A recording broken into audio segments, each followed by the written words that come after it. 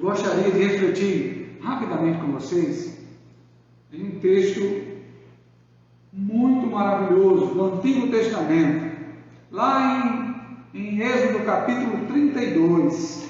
Vai ser curta a reflexão, porque não podemos tomar muito tempo, mas gostaria que você abrisse sua Bíblia em Êxodo capítulo 32, uma passagem talvez que você já tenha lido várias vezes, mas hoje eu gostaria de parar nessa passagem, darmos uma olhadinha e aprendermos um pouco mais do que ela tem a exprimir de Deus para a nossa vida. O que podemos aprender desse episódio é a passagem do bezerro de ouro, em que os israelitas construíram. Êxodo capítulo 32, nós vamos ler o versículo 1 até o versículo 10, para que a gente possa refletir. Que diz assim a palavra de Deus: Mas vendo o povo que Moisés tardava em descer do monte, acercou-se de Arão e lhe disse: Levanta-te, faze-nos deuses que vão adiante de nós, pois, quanto a este Moisés, o homem que nos tirou do Egito, não sabemos o que lhe terá sucedido. Disse-lhes Arão: Tirai as argolas de ouro das orelhas e de vossas mulheres, vossos filhos e vossas filhas, e trazei-nas. Então todo o povo tirou das orelhas as argolas e as trouxe a Arão. Este, recebendo-as das suas mãos, trabalhou o ouro com o buril e fez dele um bezerro fundido. Então disseram: São estes, ó Israel, os teus deuses, que te tiraram da terra do Egito. Arão, vendo isso, edificou um altar diante dele e, apregoando, disse: Amanhã será festa ao Senhor. No dia seguinte, madrugaram e ofereceram holocaustos, e trouxeram ofertas pacíficas, e o povo assentou-se para comer e beber, levantou-se para divertir-se. Então disse o Senhor a Moisés: Vai e desce, porque o teu povo, que fizeste sair do Egito, se corrompeu, e depressa se desviou do caminho que ele havia eu ordenado. Fez para si um bezerro fundido e o adorou, e lhe sacrificou. E diz: São estes, ó Israel, os teus deuses, que te tiraram da terra do Egito. Disse mais o Senhor a Moisés: Tendo visto este povo, e eis que é povo de dura cerviz, agora, pois, deixa-me, para que se acenda contra eles o meu furor, e eu os consuma, e de ti farei uma grande nação. Texto forte, irmãos. Um texto forte. E a gente, quando para olhar e percebe o que acabou de acontecer, ficamos perplexos.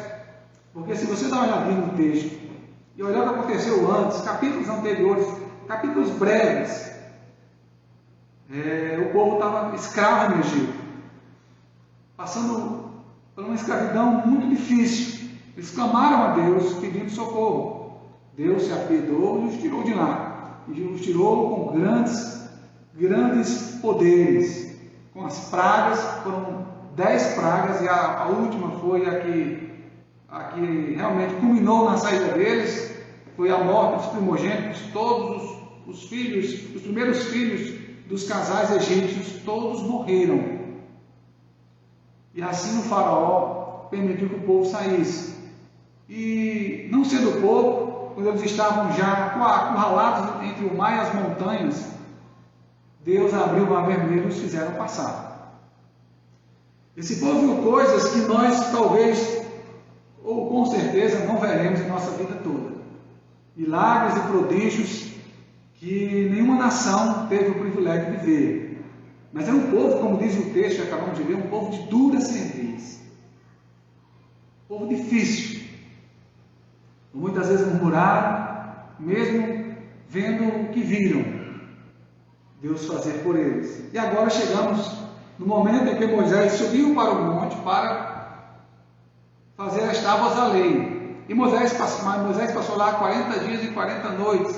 Já passando muitos dias e noites, os judeus começaram a temer que Moisés tivesse morrido. Ninguém passava tanto tempo fora sem ter levado comida o suficiente, água suficiente e sobrevivido em cima do monte. e não se tinha mais notícia dele. Então, no desespero daquele povo, e também por conta da cultura que eles tinham, a cultura religiosa, a própria historicidade daquele povo, se nós estudarmos um pouco o texto, e um pouco da historicidade, o momento histórico em que eles viveram, o território em que eles habitavam, os povos que estavam vizinhos, eram povos idólatras, eram tempos de idolatria profunda. Israel seria a luz para as nações, mas ainda estava em processo de crescimento e desenvolvimento. E este povo, nesse momento, comete esse erro. Já desesperados com a ausência de Moisés, pedem para Arão fazer alguma coisa. E Arão, infelizmente, movido por um pensamento totalmente adverso e revoltante, quando a gente percebe, ele pede para que os cidadãos tragam o ouro. Eles trouxeram. Em vez de repreender, Arão mandou eles fundirem num buril o ouro. E nessa fundição, eles construíram um bezerro. Estava precisando, irmão. A água, para mim, é essencial. Para todos, né? O que aconteceu que você acabou de ler comigo? De fato, o povo fez o bezerro e adorou esse bezerro. E o que temos a aprender com isso, irmãos? Muita coisa. Principalmente nos dias atuais. Eu consigo enxergar no texto algumas atitudes de desespero e impaciência entre o povo de Deus. O povo de Deus não é diferente dos seres humanos de hoje, da modernidade. Talvez nós, na modernidade, a pós-modernidade, seja lá que tempo na história estamos, porque eu não sei mais, estamos na era digital, enfim. Nós hoje, seres humanos de hoje, são seres humanos fracos, são seres humanos ansiosos, seres humanos dependentes de tecnologia, preguiçosos, seres humanos acovardados, porque vivem em um mundo em que tudo está nas suas mãos, um mundo em que os pais não têm respeito de seus filhos, os padrões de moralidade praticamente foram invertidos. Então, um mundo caótico, moral, religioso, espiritual. E o povo de Israel não era diferente da humanidade de hoje.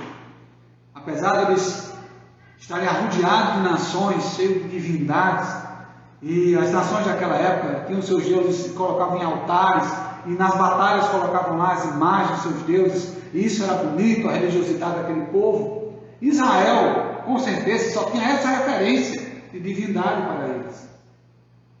E nós vamos perceber que eles, no desespero, mesmo tendo visto Deus fazer o que fez, imitar os povos vizinhos. E nós temos muito a aprender com isso. Por quê? Eu gostaria de refletir com vocês sobre isso, sobre o perigo da impaciência e das decisões erradas. Devemos ter cuidado, porque não somos diferentes, dependendo do contexto, desse povo aqui. No momento em que o líder máximo se ausentou, o povo ficou translocado, ficou perdido.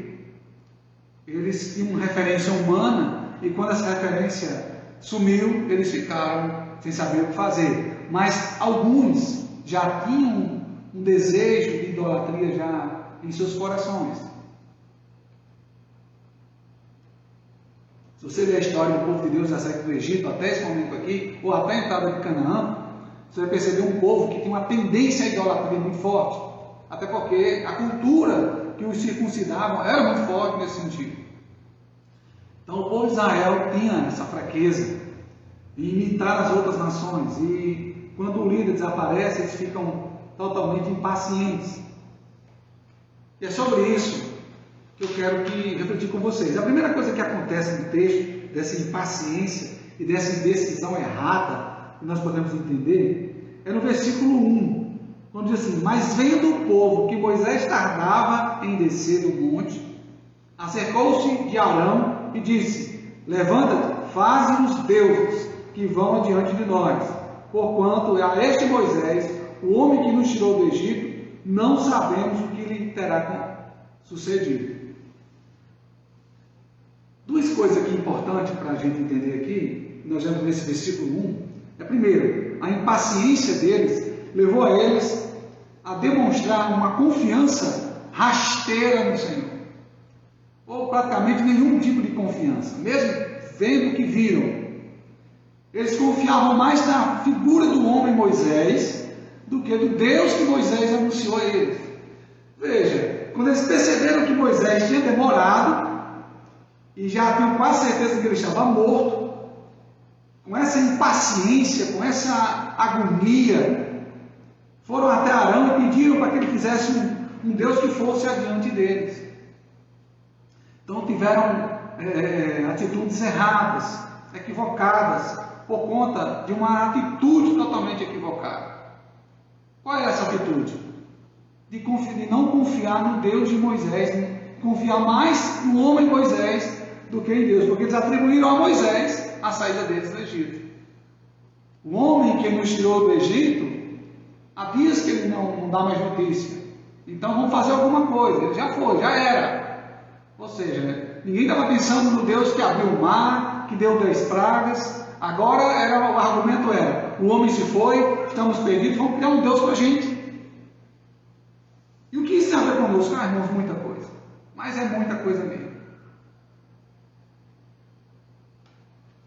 Talvez você não perceba, mas em meio à sociedade em que vivemos, nesse momento, principalmente nesse momento de pandemia, a ansiedade e a angústia tem levado as pessoas a tomarem atitudes erradas dentro de pressupostos errados. Veja, se a doença mata, e nós sabemos que mata, e traz desespero a todos, em vez de confiarmos no Senhor, preferimos ficar numa angústia tremenda, com medo de que isso aconteça conosco ou com alguém na nossa casa, e deixamos de confiar no Senhor da maneira devida. O Senhor está conosco, o Senhor esteve com aquele povo, mas eles partiram de um pressuposto errado, de confiar mais nas ações de um homem do que do Deus que aquele homem anunciara, do Deus que deu o poder àquele homem. E às vezes, irmãos, fazemos a mesma coisa.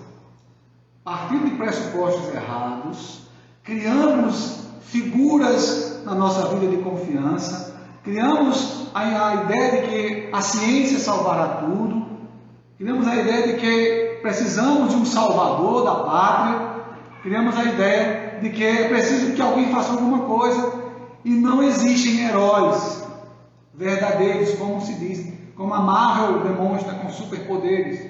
Ninguém poderá nos salvar da nossa angústia sendo um homem. Só quem pode nos tirar dessa tristeza, dessa angústia e dessas atitudes com pressupostos errados é o Senhor. Por mais que a doença até chegue até nós, até chegue em nós, o Senhor é quem deve ser exaltado e a confiança deve ser mantida nele, porque a vida pertence a Ele, assim como a morte, e o Senhor é o Senhor de tudo. Mas quando partimos de pressupostos errados, nos angustiamos, nos entregamos à tristeza e esquecemos que temos um Deus soberano, um Deus ao qual devemos uma confiança plena. E não foi isso que aconteceu com o povo de Israel. E isso também está acontecendo na igreja atual, nas pessoas atualmente. Eu acabei de ver um vídeo de um policial que entrou em parafuso e começou a atirar para cima. Isso está acontecendo não só lá. Pessoas se matando, jogando da ponte, tirando sua própria vida em desespero. Precisamos ter calma, irmãos, ter paciência nesse momento e confiar no Senhor. Não se esquecer do que o Senhor já fez por nós, daquilo que Ele é para a nossa vida. Ele é o nosso porto seguro, e a Ele devemos a nossa confiança. E não foi isso que o povo de Israel fez, e não é isso que devemos fazer hoje. Devemos mostrar que confiamos no Senhor, independente do que aconteça, confiamos no Senhor mesmo assim. Em segundo lugar,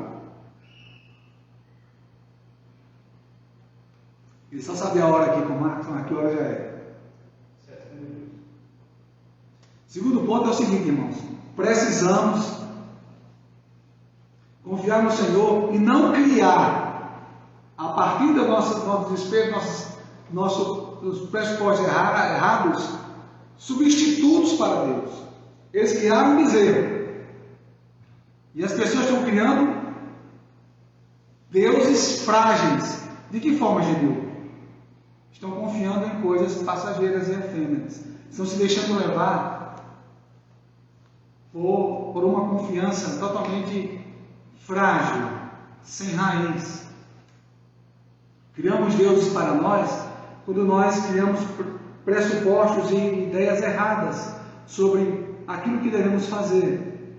O povo construiu um bezerro, porque estavam necessitando de uma divindade e querendo imitar outras nações. Hoje o povo também cria ídolos. Nós criamos pastores com poderes sobrenaturais. Há pastores vendendo a fé. Há pessoas prometendo cura. E isso é idolatria. Quando nós confiamos nessas pessoas, quando nós ajudamos esse tipo de movimento religioso, nós pecamos contra Deus. Porque ninguém tem solução fácil. Ninguém pode lhe vender a sua confiança, pode vender a você algo que em troca tenha a sua confiança e seu dinheiro. Tenha cuidado, porque a sua fé não pode ser assaltada por mercadores e vendilhões. Devemos ter cuidado, porque vão aparecer muitos, mas muitos aproveitadores por ver o povo desesperado. E quando não é, irmãos, líderes religiosos, eu vou ter que tocar nesse assunto, infelizmente, nós criamos deuses políticos. Isso é sério, vou ter que tocar nisso rapidamente, porque não é interessante falar isso, mas só para a gente ter uma ideia.